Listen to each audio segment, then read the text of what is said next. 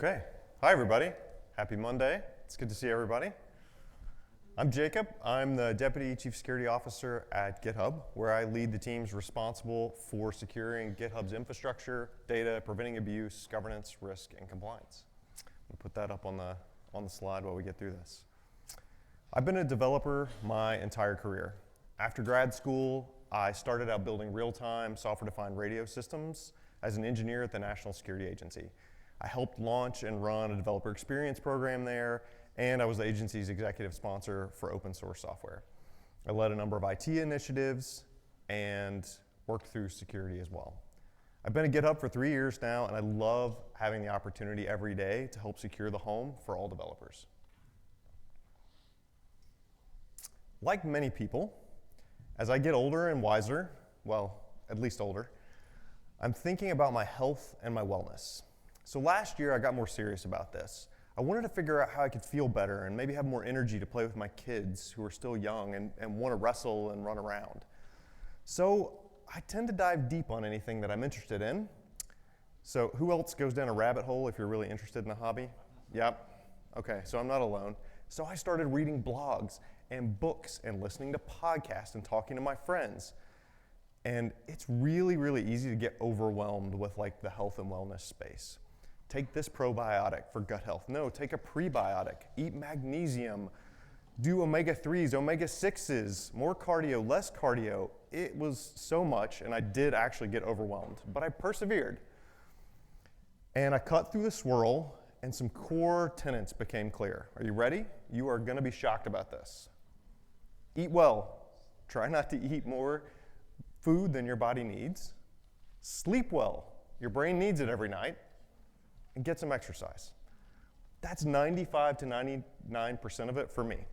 I can only speak for me. And the rest is really optimizing that 1 to 5%. And I do try to optimize that. I take supplements. I'll take any help I can get.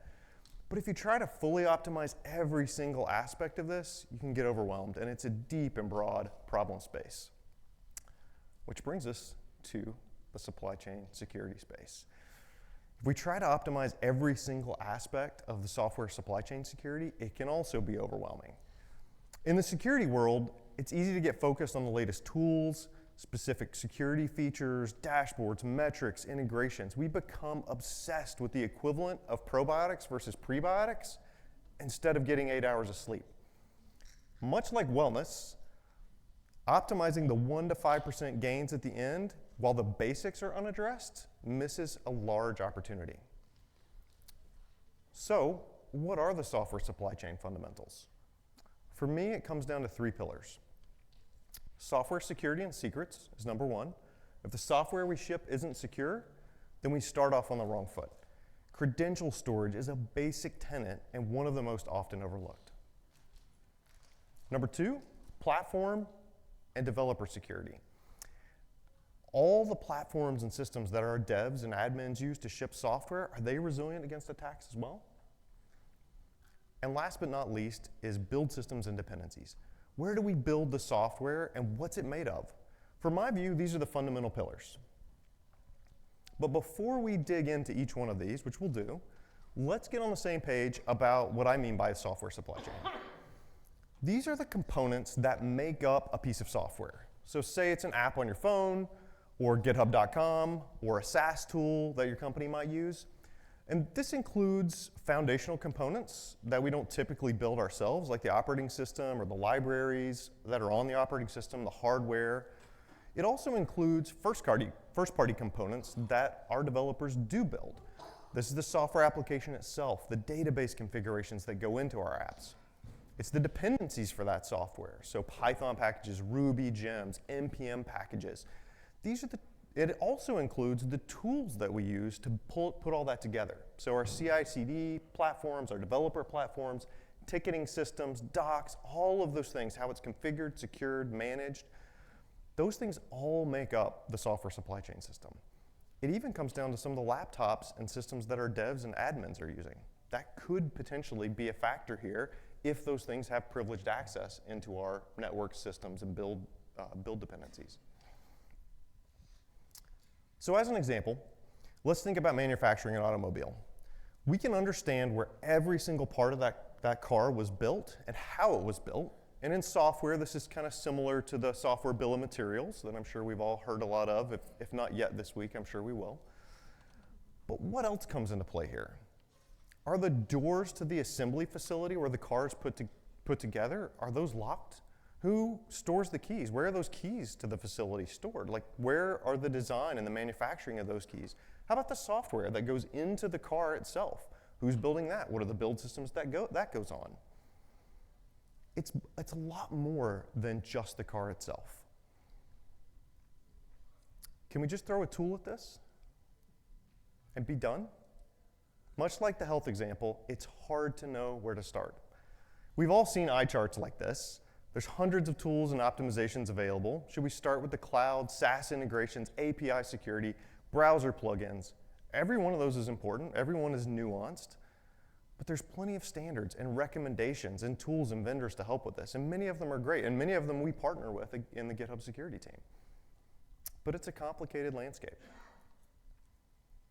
So if tools aren't going to help us directly, or at least there's not a simple solution here, what do the numbers and data tell us about the scope of the challenges that we face as a community? Well, as you might imagine, the scale is pretty large. As the home for open source, it shouldn't surprise you that we see a ton of contributions, builds, downloads, pull requests at GitHub. 4.5 billion total contributions on GitHub last year. That's 142 contributions a second for a year. That's a lot. 730 million build minutes used by GitHub Actions, and 86,000 NPM downloads a second. So if we think about our third pillar that we had up earlier, our build systems, that's a massive scale, and that's just what we see. What about the scope of the supply chain and the security side of this? Well, on pillar one, recall that that's security and secrets, software security and secrets. We observed 10 million leaked secrets in 2023 and 7 million unresolved code scanning dependencies. On pillar two, the platform developer front, and developer security front, we observed 2.3 million orgs with data accessed by OAuth applications. These numbers are big. Progress in this space is not going to be done by one tool, one standard, or one organization. It's going to take a joint approach across a variety of fronts and across a variety of sectors. So, all right, let's dig into it. Let's start with our vegetables and talk about software security and secrets. Eating vegetables is hard. I don't always love doing it. My kids definitely don't like doing it. We're told to protect our secrets, but they still leak. We're told to do scan our code for vulnerabilities, but sometimes we don't do it. It's time consuming. These are not easy problems to solve and to roll out at scale across large organizations. Okay, well, I made it to minute 8, I think, without talking about AI. Might be a record for the week, I don't know. But we can't talk about developer security in 2024 without talking about AI. Where does Gen AI fit into this puzzle? Is it going to solve everything for us? Is it going to make it worse? Is it just different? AI is here, and it's here at scale already. In 2023, 65,000 public generative AI projects were built on GitHub. 92% of US-based developers are already using AI coding tools at home or at work or both. Last year, we saw 35% of newly written code was suggested by GitHub Copilot, and up to 60% of code was being written by Copilot in files where it was enabled for some popular languages. In the next 5 years, we expect that to go up to 80%. So why does this matter? This matters because this is where much of the innovation in the industry is focused, and it's not just the software industry, it's across industries. Gen AI is having that impact. And that means we have to care about AI when we think about software supply chain security. How do we protect it from the infrastructure perspective? Well, we secure it just like we would any of our other sensitive tools, data, and pipelines. And if we're developing AI capabilities, as we are at GitHub, there are some good practices for protecting those models and APIs as well. We also know that threat actors are using AI. Because of GitHub's size and scale and position in the software ecosystem, we see a lot of bad actors attempting to leverage this for abuse. So it could be fake star campaigns to drive up popularity of a repo. It could be attempts to trick people into downloading malware. It could be abusing compute for crypto mining. We see lots of things. And recently, we've seen an uptick in AI-assisted abuse campaigns where actors are using Gen AI to create fake profile pictures or issue content or text that goes into the spam that we see. Well, so if threat actors are using it, can AI help with supply chain security? I think this is the way the industry's heading. If you've done a vendor search recently or you walk around the Expo Center tomorrow, you're going to see this. This is a huge part of what everyone is working to integrate to level this up. To combat the abuse I just mentioned, our counter-abuse teams at GitHub are leveraging AI today already and we'll continue to invest in that to combat that abuse.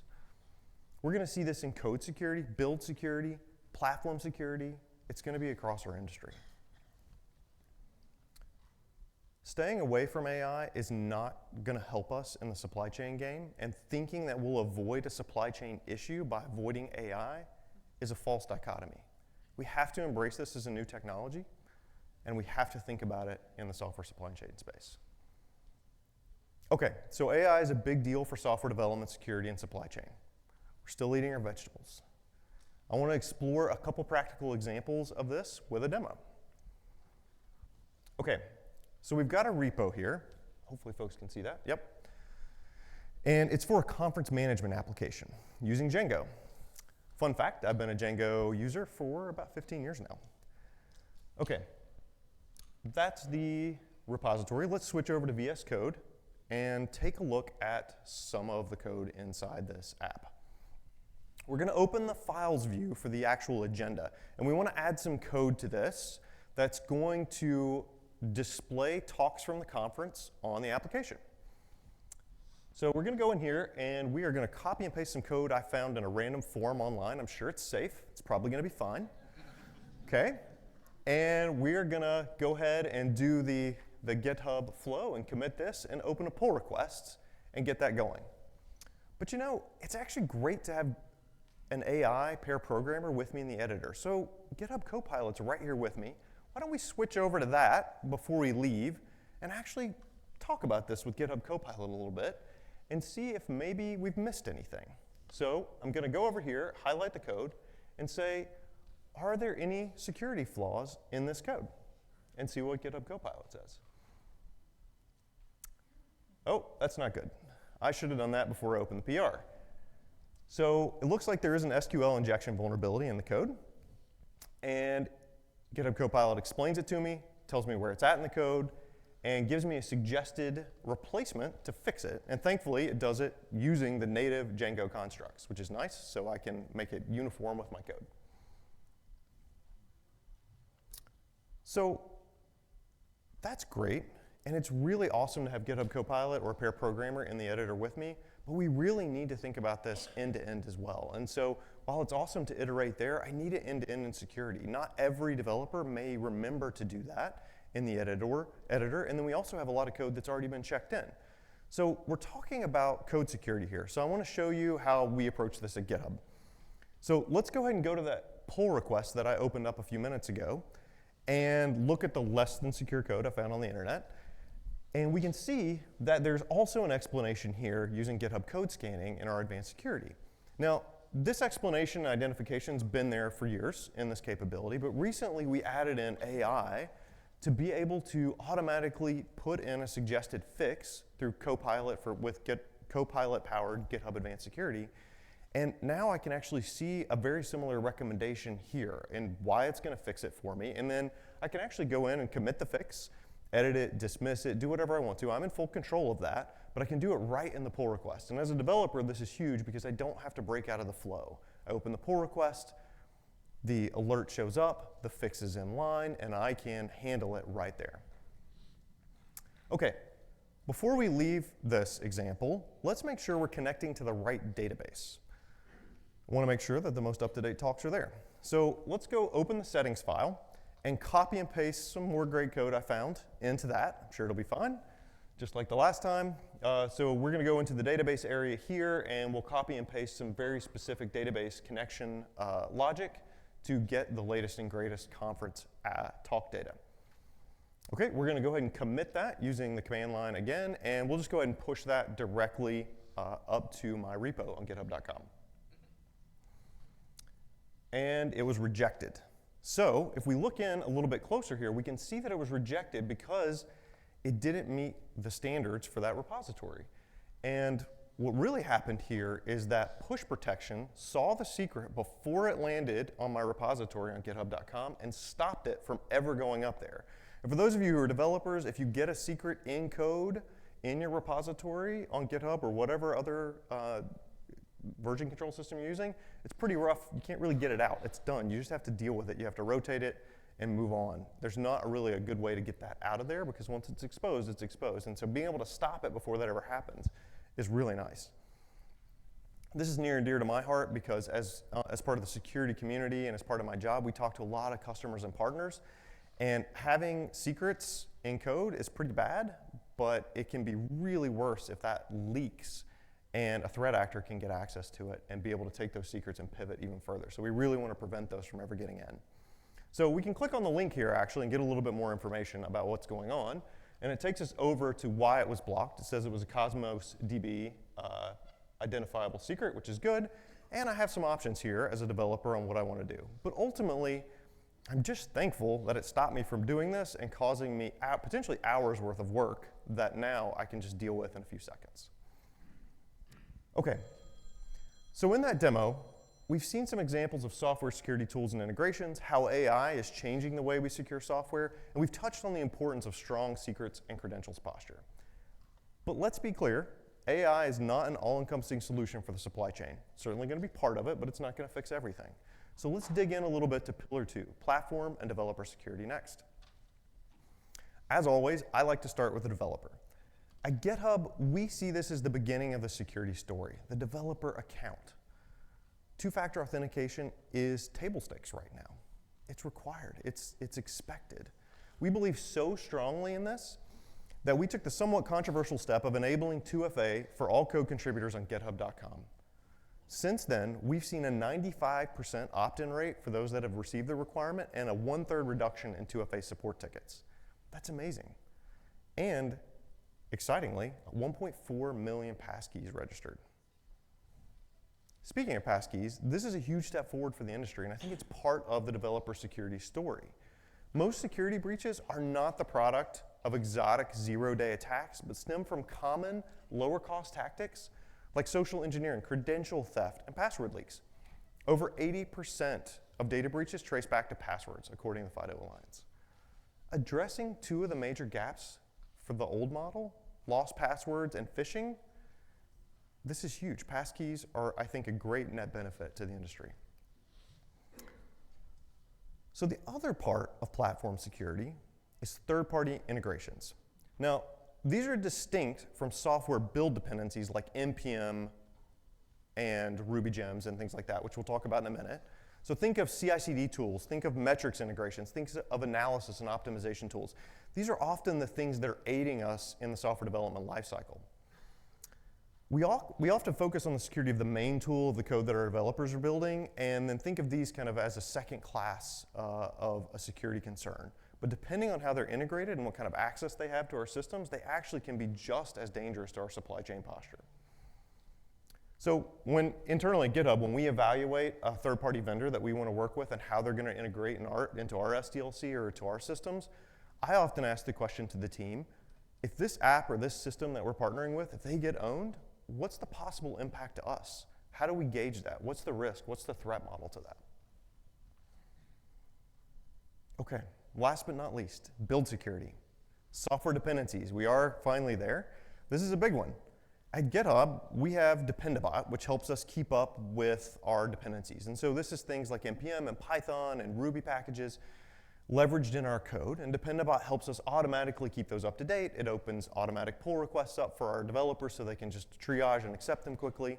And as part of our governance work inside the company, we actually enforce this as part of our SDLC. These dependency vulnerability alerts must be dealt with in a timely manner. But why does that matter? Because keeping dependencies up to date is one of the most straightforward ways we can do to reduce the attack surface of what we ship. The second part of this pillar is build security. And this is where software bill of materials can really be useful. So SBOMs show us the ingredients of the software. And it's difficult to reason about the overall security of the system if we don't know what's in it, right? But is knowing what's in it enough? If we don't have confidence of what's included in the ingredients and where they came from and how they were built, then the confidence we get in the overall system is diminished somewhat. So as an example, let's say you hear about this new library on social media and you get interested. So you go find the source code on GitHub and you figure out how many stars does it have, how many forks does it have, how many issues, how many releases, what kind of contributions does it have, is there a lot of activity or a little bit of activity? And you kind of assess this and you say, okay, this can help you feel okay about grabbing the source code and doing something with it in your project. All of us can and should do this. However, in many ecosystems, the code that you looked at and the tools that you use to build and integrate that code are completely different. You're actually pulling the built package from a completely different repository that's not necessarily directly tied to the code that you looked at. That's a problem. We need a way to link the source code and the build instructions to the package. And that's provenance. It's a non-falsifiable link back to the artifact source code and build instructions. We need both provenance and SBOMs. Last year, we introduced NPM package provenance in partnership with Sigstore. And we've continued to work on this today, and I want to show you a little bit about what we've been up to. So how do we include provenance and verification as part of the workflow in a seamless way that makes it easier for developers to integrate it into their lifecycle?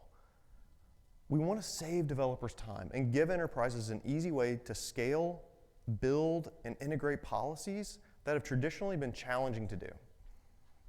So let's switch back over to a demo.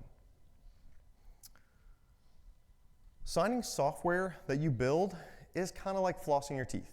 Everybody says you need to do it, but few people do it consistently, especially my kids. What I'm going to show you here today is an easy way to get started signing your software with GitHub Actions and attestations. So first, we're going to kick off a workflow in this repo to manually build and create a new package. So we'll go in here and we will actually click the Run Workflow button. We'll put in a new version string that hasn't been used yet, and we will start the GitHub Actions build process. Okay? Now, let's go check the actual Actions YAML file. This is the code that tells the action how to construct itself and how to build, and see how that worked. You can see that there's a new Generate Build Provenance section here at the bottom. What's this do? If we dig into that a little bit more, we can see the steps underneath this. So this is using the Actions OIDC token, which, if you recall or if you're familiar with this, is usually used to build and assume a connection to a cloud provider for deployment. So you can connect GitHub Actions up to your cloud provider to do a secure deployment. So this is the same identity that's used to talk to GitHub Sigstore and get back a signing certificate. And we can verify the integrity, build, and provenance.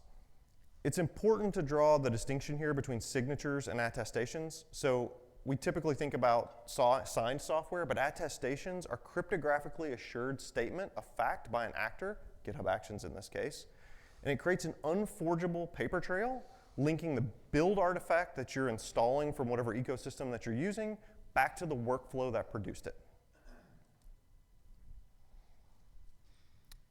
Okay, so we did the build. Let's go verify that our action showed up in the place that we expected it to show up. So we'll go over to PyPy, and we'll do a refresh, and there it is. Fantastic.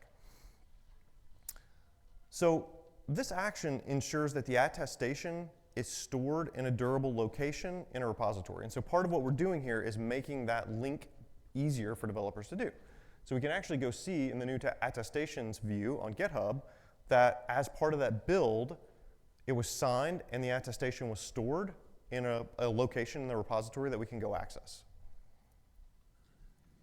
So lots of products say they make signing easy, but what's important here is how do we verify the package and the build integrity? Imagine using this package in production. We're about to deploy it. And let's say it was built by somebody else and just sitting on a disk somewhere, sitting in a developer artifact repository. How do we know the package hasn't been tampered with? What we're going to do is show you on the command line here how that works. So we'll download the actual package itself, and then we can show the verification happening. And what we're telling the verification, this is the GitHub command line tool, by the way, what we're telling it is go look in the actions repository, which is where, or the actions organization, which is the repository I showed you a minute ago, and use the attestations that you find there and tell me if it's verified or not. And so you can actually see here that the verification is linked. And so that's great. We found the code signing cert, we cryptographically verified it, and we checked that the hash is matched. It means that it's not been tampered with. Great. But that's what we would expect. That's step one. We probably want to go further and verify some more information about it. So we can actually click on that. We can run it again and add some commands to show all the details that came with that attestation. So we can see things like the issuer is GitHub Actions. Great. We can see the source repo URI. We can see the build signer URI of the workflow that built it, and the run invocation URI to go actually back to view the build logs of the actual workflow that built the package.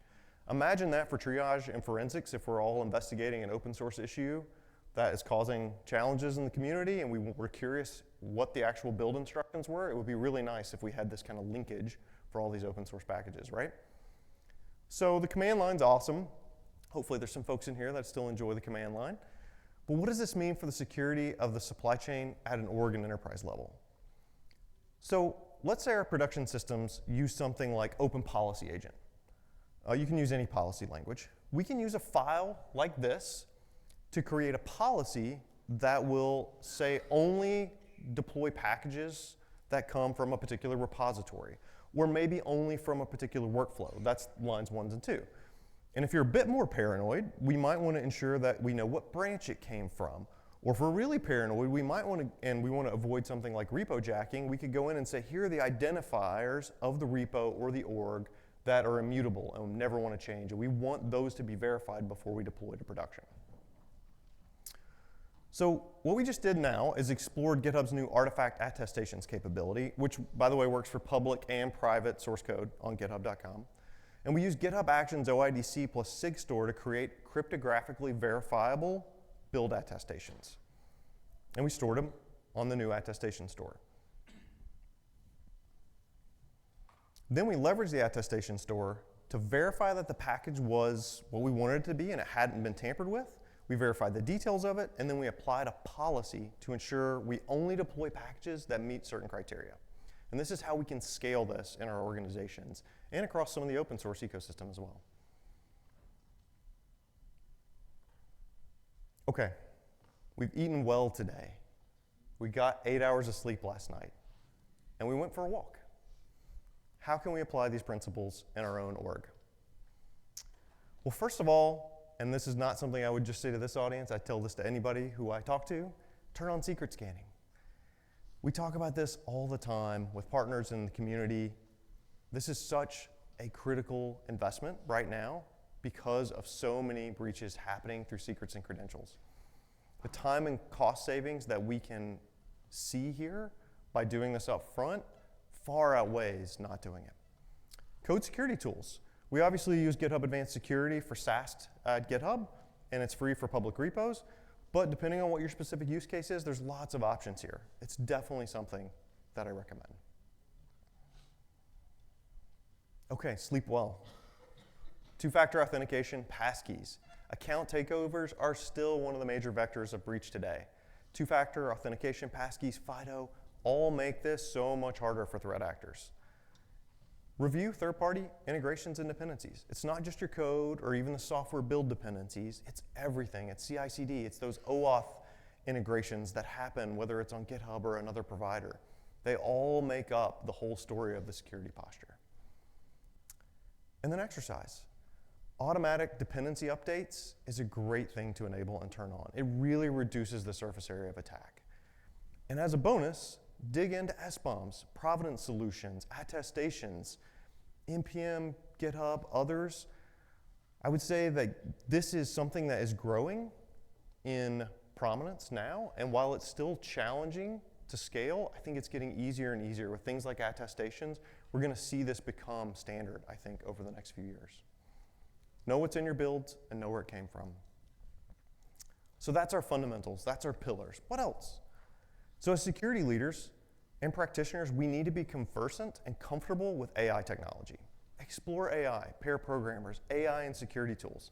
I've been spending a lot of time with GitHub Copilot the last few months, and I keep getting these aha moments that help me do my job. And it could be something as simple as reviewing a Jupyter notebook that helps me manage my organization. It doesn't necessarily have to be deep in the code, but having that AI pair programmer and the Copilot next to me is really changing the game. And because I love open source, I'd be remiss not to suggest sponsoring your favorite open source project on GitHub. Could be Django, could be Homebrew, you go pick, but stay involved in the open source community. Thank you for your time today. I would love to take some questions.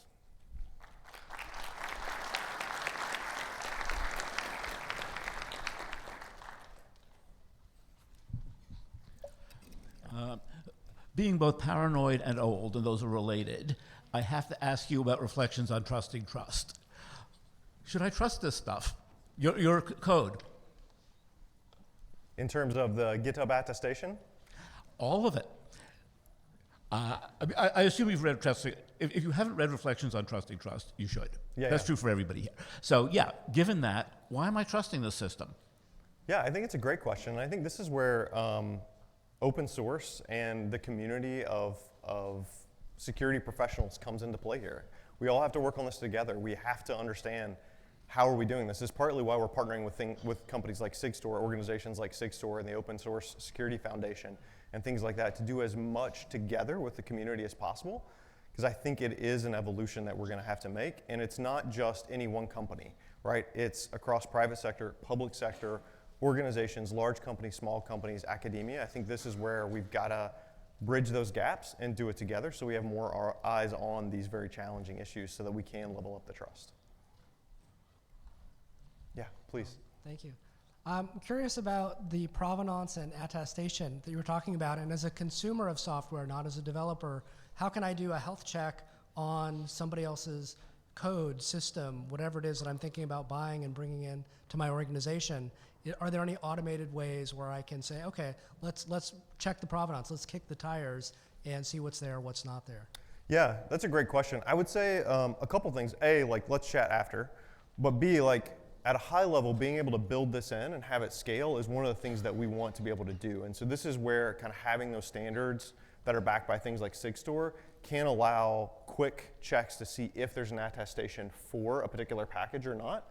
And I think even the presence of that is a signal, probably not the only signal you would want to look, but I think these tools are going to evolve and get better over time. And I've got some other ideas we can talk about offline. Yes, please. The current solutions keeps dependencies up to date, but what would you think about using AI to minimize the dependencies? For example, if you have two libraries for the same purpose used on the same project, or that kind of thing. Would we have that in the future? Hopefully near future. I think it's a great question. It's certainly a conversation that I've had with many folks. I think we will see things like that in the future. One of the challenges that I believe is true for dependencies in particular is the integration of those, unless they're a very clear implementation of a standard, can be very nuanced. And so just swapping out one dependency for the other can often have downstream effects that maybe we didn't anticipate. But I do think as more and more of the open source ecosystems gets modeled by AI, modeled by SaaS tools like CodeQL, I think we're going to be able to see more potential opportunities in that space. Yes, please. Hi, Jacob. Great talk. Appreciate all the information. Thinking about the more recent XZ-utils, no one mentioned that today. How do you see that impacting privacy and open source? And should we be concerned not only with what's in the software, but who's actually writing it when it comes to open source? Yeah, it's a great question. You know, I think getting more information tied to the things that are happening is step one. And so if we think about something like the build attestations, if we had all of that software signed with attestations all the way through, would it have prevented it? Probably not, but it certainly would have made the forensics and the discovery way easier for basically to have that pattern where people feel pretty comfortable in the security community now saying, hey, I went and glanced at the code, it looked okay, But honestly, I would love to go glance at build instructions when I use code, right? Like in many ways, as we've learned, that can be more impactful than some of like just a quick glance through the code itself. And so I think normalizing these kind of aspects to the supply chain and not just thinking about the code itself, but all of the things that go into it, I think is going to be an important step one. I don't think it'll solve all of it, but I think it's the right direction to go in. Yes, please. It's awesome to see attestations using the OIDC tokens. Do you see other use cases also potentially using that, like maybe repo to repo access in larger organizations where you're trying to do kind of fine-grained permissions for one repo to another? Could there be? I know some external organizations are exploring things like that. So happy to chat offline with that. I definitely think there's going to be more applications to the attestations as well. So one of the things that we talked about in the blog post with this, which just came out Friday, by the way, so this is brand new stuff that just came out last week, is being able to also apply this to SBOMs as well. So being able to sign and attest to the SBOMs. I don't understand how to do all this reliably in the absence of a PKI infrastructure, which everybody claims is coming last week and hasn't for 5 years now. So sort of, how do I trust, you know, you have a signature, but whose signature? You know, that's the basic thing that we're trying to solve. And is there a solution that I don't know about, or is it still a mess? I don't know about the broader landscape. I will say in the case of GitHub attestation specifically, we did launch a trust root with this as well. And so we are managing that as part of the signing capabilities of build attestations, which I can share more about. But do I have to come to you? I mean, how do you trust me? You shouldn't, but how do I persuade you to trust me, even if you perhaps should not? It's an age-old question. Yeah. We should grab a beer and talk more about that. Okay, I'll buy. Sounds good. Anything else? Okay, thanks so much. It was great to hang out with y'all today.